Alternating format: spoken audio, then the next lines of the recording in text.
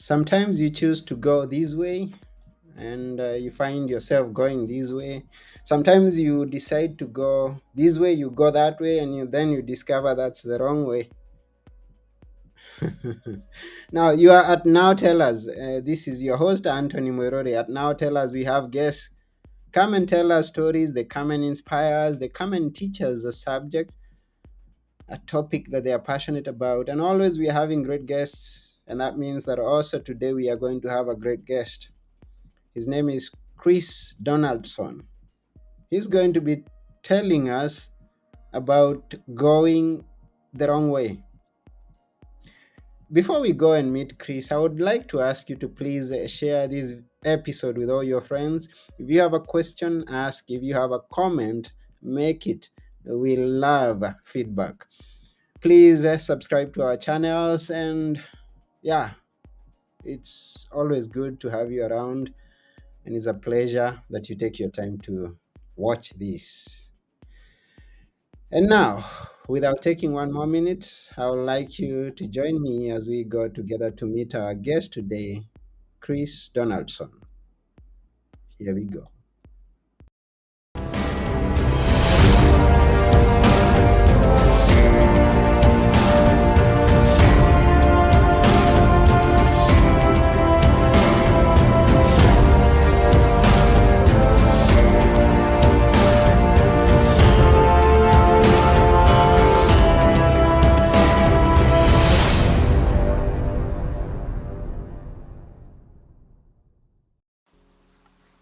Hello, Chris. Hi Anthony, how are you? I'm fine. Good to see you here. You too. Thank you for coming to Now Tell Us. It's a pleasure. Yes. Where in the world are you? I'm in Belfast, Northern Ireland at the minute. Oh, okay. That's good. Is there somewhere on the west of Europe? Yeah, Yeah. cold, wet part. Yeah. Always hear people complain about the cold that is there. Yeah, it's always I'm raining. somewhere where we are sweating right now. I'm almost Yeah, sweating. I'm jealous. But I guess you enjoy the cold. I wouldn't say that too much. We get used to it. Okay, you get used to it. Now, let's get to we are talking about going the wrong way, and this is an interesting topic, and we're gonna find out what it is in that idea, that topic, that title of our episode, going the wrong way. But then we would like to maybe begin way back when you were born. Were you born in Ireland or did you Born in move there? Belfast. Yeah, I've been here a long time ago. Okay. So And yeah, and you've always been there in Ireland all your life? no, I've lived mainly in Ireland. I lived in Dubai for a while as well, but mainly in Belfast and Dublin. Okay. So,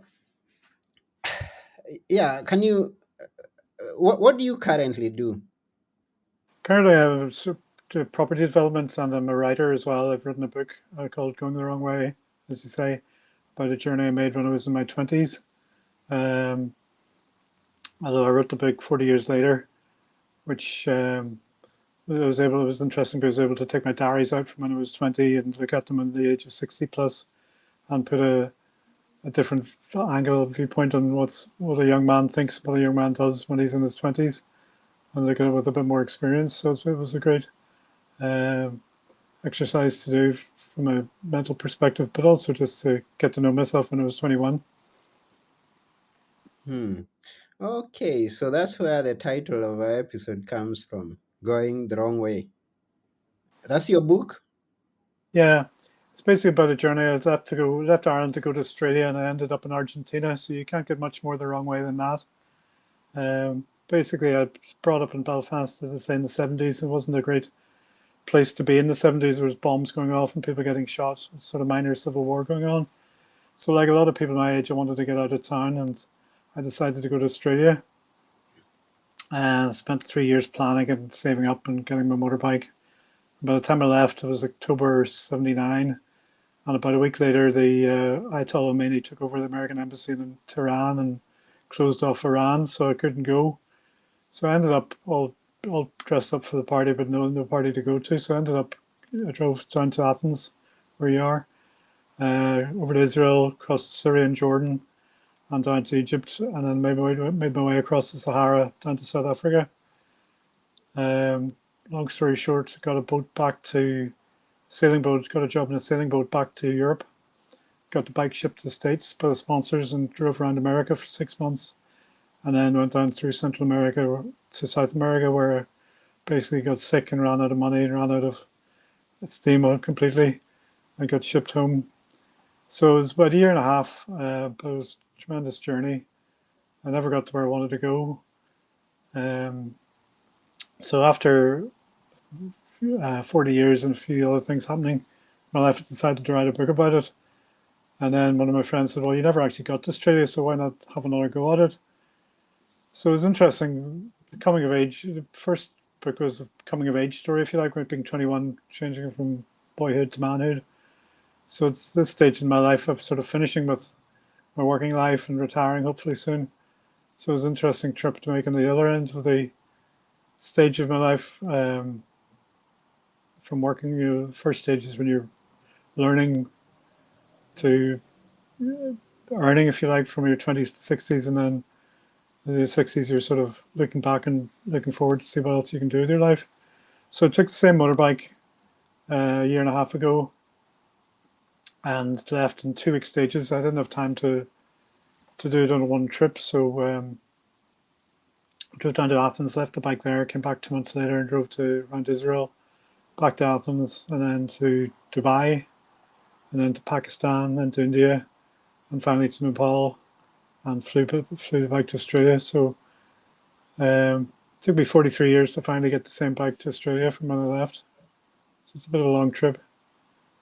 Now, I'm curious, going way back, what was the inspiration of you leaving and going on that trip? Was it just for fun? Was there a goal that you had at that point? Well, the goal was to get out of Belfast and go to Australia, maybe live there for a while, maybe work, maybe immigrate, I suppose. So a lot of people are either going from leaving Ireland to go to Australia or America or wherever. Mm-hmm. 70s were pretty difficult times here. So yeah, I wanted to get out of town, get away, and discover myself as well. When you're a teenager, you're always under the influence of your parents, your friends, or your family, or your teachers, or somebody's always telling you what to do. So I wanted to get away on my own, to challenge myself, to see what I was up to, on my own. I didn't actually realize that. I don't think at the time. Just wanted to get away. But looking back, I was able to say I really wanted to challenge myself and put myself away from all the distractions of teenage life and discover what I was on about. I certainly was able to do that in places like Africa where things got very difficult, which it was pre the internet age, so you didn't have all the information available at your fingertips that you have now. Mm-hmm. Especially as I'd planned a journey to go across Asia. And then when I left, I ended up going down Africa as a continent that I knew nothing about. So it's literally in the dark, going from one country to the next without knowing what the political or the situation was, what the country was like, what the roads were like, or anything like that. So it's pretty weird now. Anytime you want to know anything about anywhere in the world, you just press Google Maps or information. You can book hotels, you can see everything you need is on your fingertips. But when I left, I didn't have any information. So looking back, it's what made the journey in a way, because not only didn't know where I was going, but I didn't know what the countries were going to be when I go to travel through. But I didn't really care because I was traveling from day by day. I was traveling just for the sake of traveling rather than going somewhere for a particular. Usually, when you travel somewhere, there's a reason you're going. You're going to a destination. Whereas I Mm-hmm. was just traveling for the sake of traveling, but like a hobo. Mm-hmm. Now, I see you mentioned a few countries in Africa, and I'm curious how your experience was there. You've been to, I mean, you mentioned Kenya and Tanzania. I don't know whether it is that you went there, you passed by, or tell Yeah, I us went about through. that. Uh, yeah, I mean, Africa was fascinating for me because I didn't know an awful lot about it, but also it was one of the most difficult continents to get through because certainly 40 years ago the roads were pretty bad. from Egypt through Sudan, about 400 or 500 miles to Khartoum. I had to travel across the desert on a road bike, which is pretty difficult. Um, Sudan was pretty dangerous as well because there's always a sort of very unstable civil war going on. Mm-hmm. Uganda was just in Uganda just after Idi Amin was deposed. Don't know if you remember him. He was a dictatorship. He was there for the 70s. So it was a sort of in between one civil war and another. Mm-hmm. We got into Kenya. Kenya was a great relief to get there, but it was a sort of fairly peaceful and beautiful country, as is Mm-hmm. Tanzania.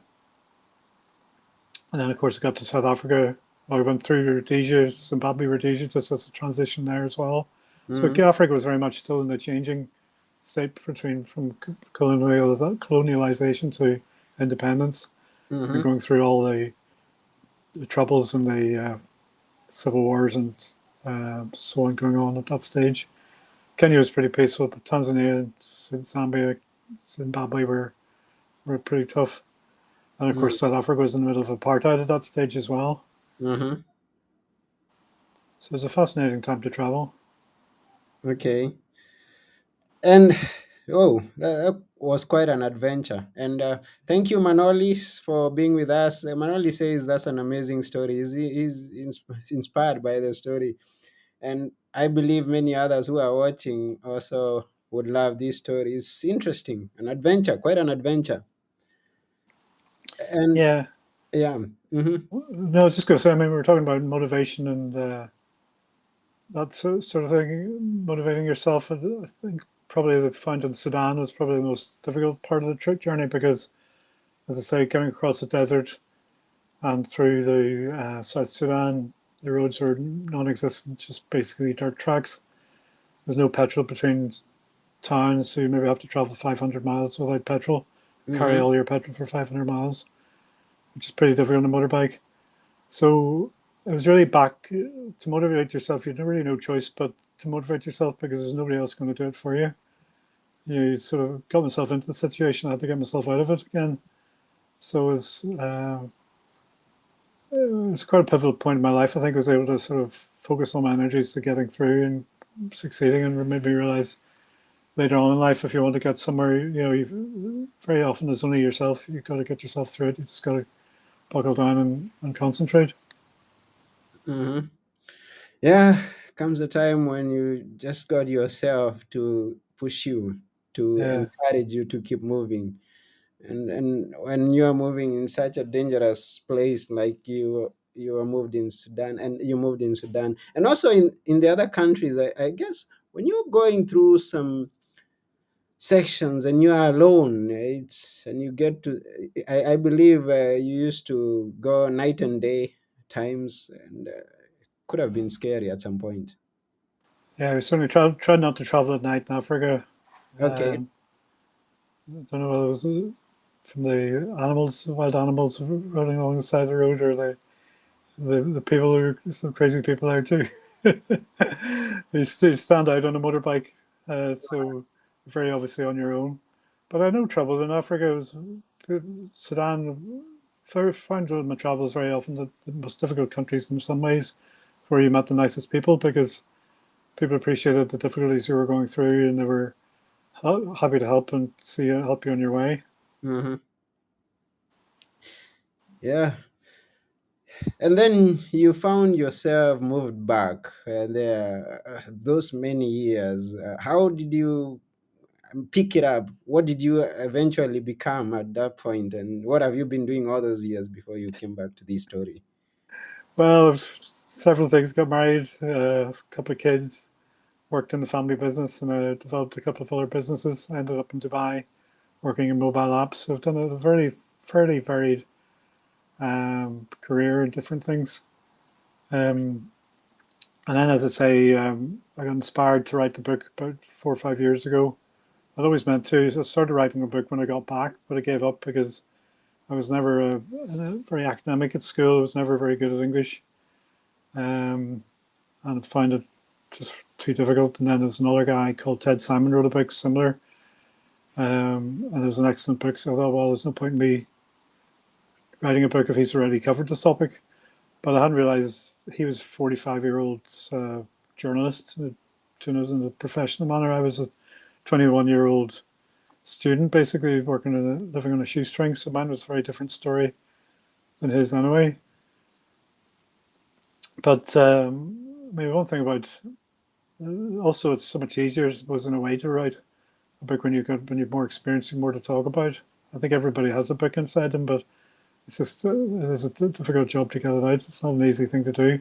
But with the new with all the online systems, with Amazon, with KDP, with ebooks, and all the AI, artificial intelligence with spell check, it's probably the Mhm. best one I had. Things are so much easier to write. Yeah. Um, but the book's been a bestseller in Amazon many times, many weeks.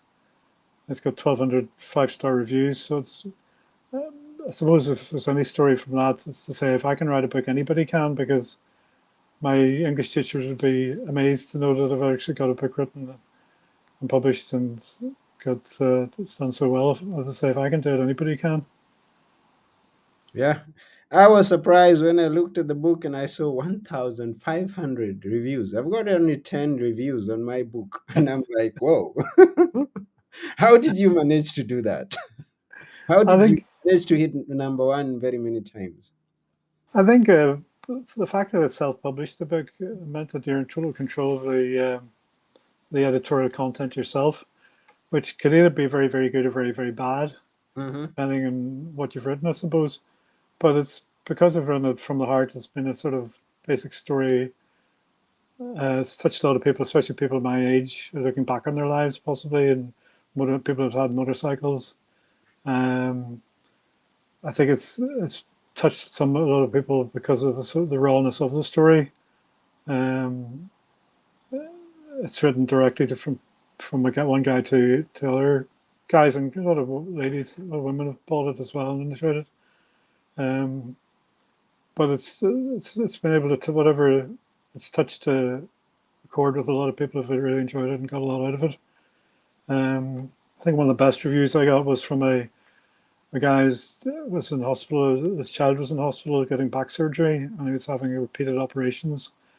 And he would sit and read my book to this boy who was about 13, I think. And he was telling me how his child was inspired by the stories of the problems that I encountered and how I was able to get over them and move on and get over them and move on. And I was actually able to inspire his son to help him get over his operations. So for a writer to get a review like that's quite touching. Yeah. And for a book to have 1,500 reviews and have a 4.7 rating, it must be a good book. It must be a good book. And I ask people to go and read. Now, Have the yeah, I continue to thank all people who are watching us. We have Manolis who is still here with us, and he wants to find out. First and foremost, he thanks you for the narration. Thank you very much for narrating your story.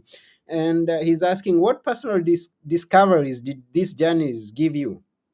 You discover some things about yourself, about I think it's probably in a half hour story of my life. Uh, Probably discovered that really we're here. Life is like a journey as well, and there's only one destination, which isn't really. We're all going to the same place in the ground, sort of thing. We're all going to the same destination, and it's really a matter of enjoying the journey that we're on, enjoying every day as it comes. I think it's called mindfulness or whatever you want to call it, but we're here for the trip. We're here for the journey. Here for living each day as it comes. Sort of planning for the future and making things happen. But you got to enjoy each day as it comes because the destination is not that good. yeah, and I believe, as every one of us here, maybe some have it more, some others, but then you've faced other challenges along your way. What other challenges could you mention here that you've gone through that you can give the inspiration to someone by, yeah. Well, I've done a few things. I've built my own airplane. It's probably one of the silliest things I've done. But probably the most recent, I suppose, was my business got taken over by the banks during the property crash 10 years ago. And it took me about 5 years to learn how to self litigate to take the banks to court to eventually got my businesses back again. One of the few people who was able to get my properties back from the banks after they effectively stole them by fraudulent and misinformation. So I was able to get them back. So, and there's certainly times when I realize your back is against the wall against the banks, the huge financial organizations who are owned by the governments, who also own the courts. So it's quite a opposition for one guy to fight against. And certainly, I think having crossed the desert on a motorbike and gone through South America and Central America, places like that, on your own, fighting some guys in a bowler hat in the bank is pretty easy compared to that. I was able to keep that in perspective and continue on. That's good, and it's good that you come to tell us this story so that we can also get inspired to keep going, keep going. Now, that inspiration to continue and finish your dream, that journey, that adventure that you started, what gave you the most kick? I mean, you said, okay, I gotta do it. That you gotta do it again. Well, it's funny because you would think getting to the destination would give you the biggest kick because you finally arrived. But I remember getting to South Africa, getting to Cape Town at the bottom of South Africa, thinking this is going to be fantastic, and I kept looking forward to getting there. But actually, when I got there, I was a bit disappointed because it actually meant that was the end of the journey. As far as that section was concerned, I know I didn't know where I was going to go after that. I didn't have enough money to get to Australia or even to get back home again. I thought I was going to have to sell a motorbike, and I was able to get a job in the sailing yacht and continue on. Um, but actually, I suppose succeeding to get across the desert, getting into Khartoum after driving across the desert was probably one of the biggest kicks. So sort of the individual sections like that gave me the most pleasure. Getting to Dubai, I've lived in Dubai for 8 years, and being able to ride there on a motorbike from the UK, got a lot of pleasure out of that too as an arriving somewhere because although it was a pleasure, I was getting to that destination. It wasn't the final destination, so I still had somewhere to go after that. So, and obviously getting to Australia was brilliant because I got such a big welcome from the Australians. The motorcycle community is quite sort of quite well, it's huge across the world. They're all very hospitable. And I got a great welcome when I got there, especially after leaving 43 years before that. Hmm. Now, we have people who are listening and they have dreams. They have dreams of going to Africa, going to Europe, or maybe going on an adventure with a motorbike or a go kart, or maybe a sailboat.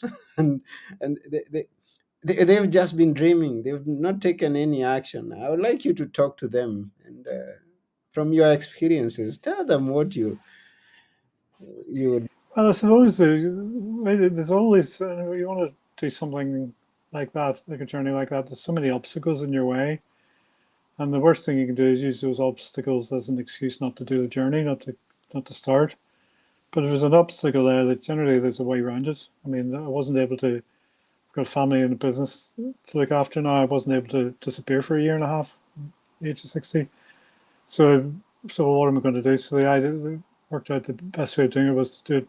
I could go away for 2, 3 weeks at a time. I left the bike in Athens, flew home, back to work for 2 months, earned some more money, went back 2 months later, got the bike, did another journey section of the journey, and then back I left, parked the bike somewhere again, came back again.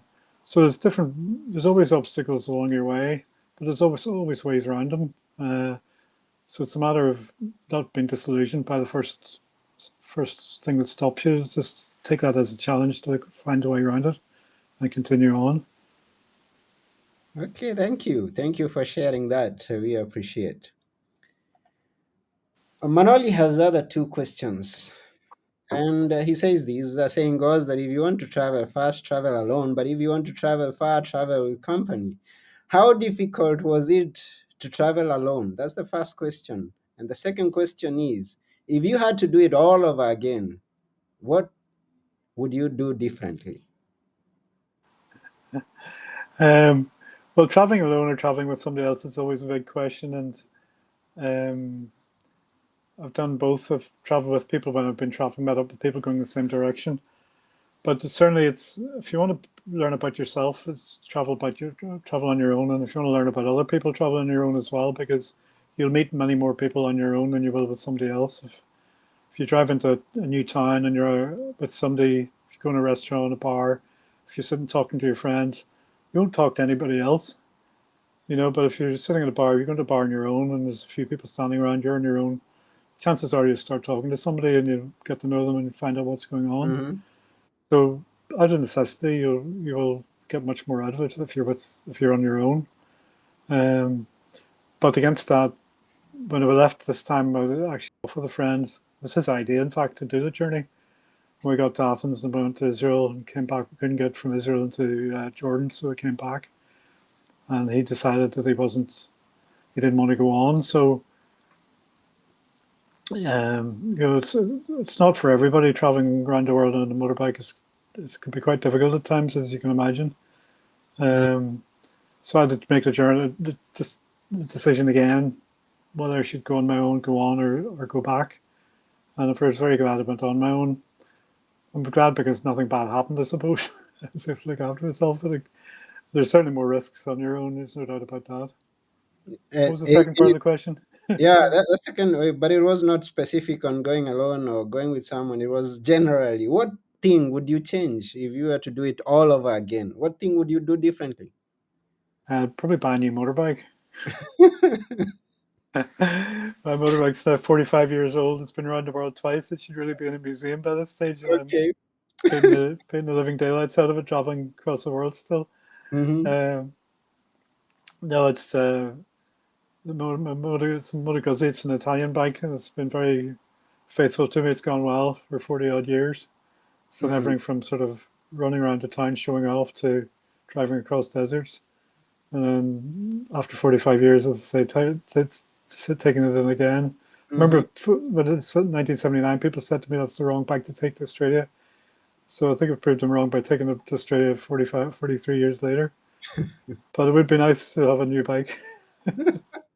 It's a good one. It's a good one. So, and as we are saying, maybe we just asking if you had the chance. Now, do you play with the idea? Now, that's since you've been there and now you're where you are right now. Do you play with the idea of doing it all over again one time, sometime in the near future? Well, I haven't finished yet. Certainly, the bike's in Australia still. I'm back in Belfast, but I've left it in a museum in Australia, the Okay. Motor Guzzi Museum. So I've got to get it home somehow. Mm. So I'll either bring it back again this way, or else take it to America and do that side of it again. Mm. So hopefully, as I say, when you finish one journey, you've really got to start another journey, because otherwise you're wondering what to do. You're not moving. You know, I think people. I like traveling. I like moving. I like moving forward. Yeah. So the next plan is to take it to the States and go across the States on it next. Meet up some old friends. Wow.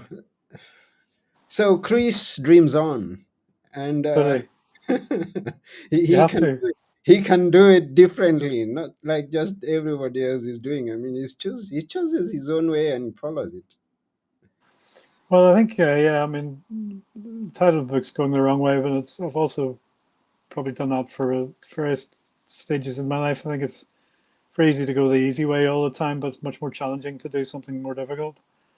You know, it's easier to if you're going to go to Australia, it's easier to fly. Obviously, it's cheaper to fly, but if you want to do it the difficult way, you get a lot more out of it if you do it the hard way. Mm-hmm. Um, and it's like anything. It's like fitness or mental health, whatever. Sometimes you have to challenge yourself um, to motivate yourself. Otherwise, you just sit and watch Netflix all night. Mm-hmm. More fun doing it than watching it.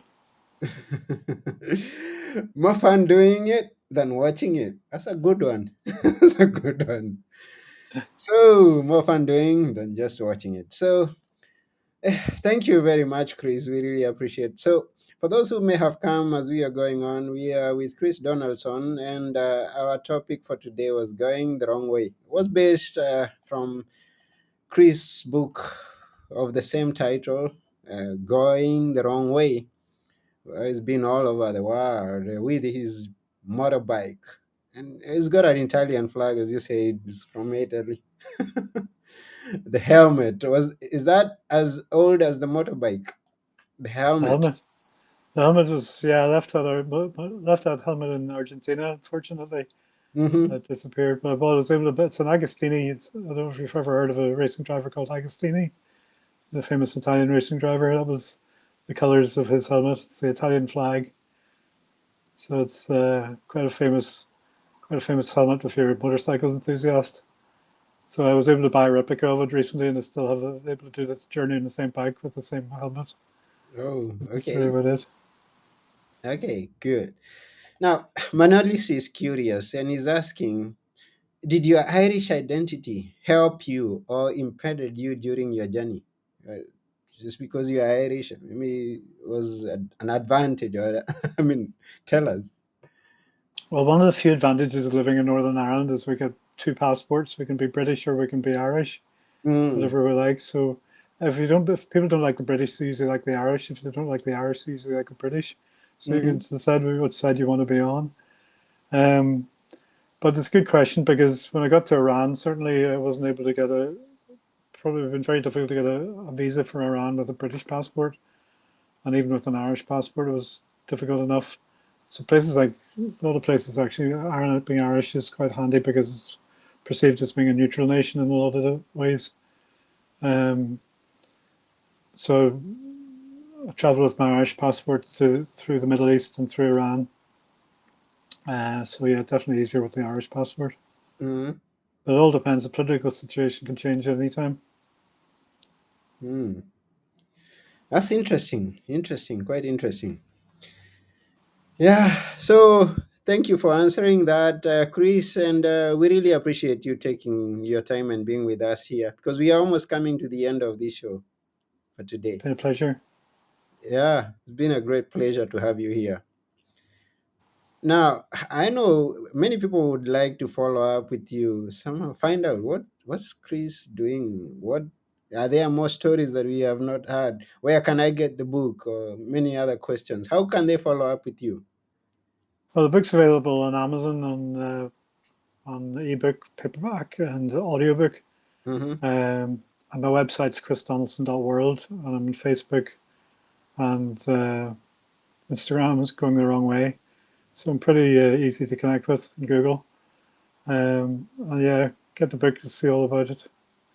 Well, that's all about my first story. But second book's still much in my head. Trying to get it onto paper as I can at the minute. Mm-hmm. But yeah, I look forward to talking to anybody. Send me an email or whatever. That's good. I haven't. I think I can't remember seeing such a website, and it's easy to remember. And you chose not .com but .war. That Chris Donaldson .war is. Well, somebody else had .com before me, so I decided to go to .world. Oh, Seemed to suit the book better. oh, okay. It suits you. So chrisdonaldson.com. Thank you very much. We .world. yeah. Oh, sorry. Yeah, yeah. We correct that. It's The other guy, he's in America somewhere. He's probably getting pissed off listening to me, hearing from me. not bad. Yeah, thank you very much, Chris. Once again, that's just about it. But before you go, please leave us with a few words that we should always remember. Which are they? A few words that you once we think of them, we remember Chris. Well, we just so as I said, what I said before is if you got a problem, just think of a way around it. Don't let any obstacles are not there to stop you. They're only there to challenge you. Just look at them as a way to look at them as an excuse to get your head into gear and think of a way around them. There's always a way. If there's a will, there's a way. Hmm. Thank you very much. Yeah, Pleasure. yeah. Thank you very much. And I also walk away with that other one that you said it's better to do it than watch it. Better when better when you're doing it than watching it. Thank you very much. That's about it for today. Thank you, thank you, thank you, and thank you, Manolis, for your all-time participation, and everyone else who's been watching. You haven't commented or said anything. We like you. We appreciate you, and yeah, just choose your way and just go. Live your dreams. Go for that adventure. Don't wait. Exactly. Yeah, go for that adventure. Yeah, so that's about it for today. This has been Now Tell Us. I have been your host, Anthony Morore. And together with our guest today, Chris Donaldson, we're saying until next time, keep living big. Bye. Bye. Bye.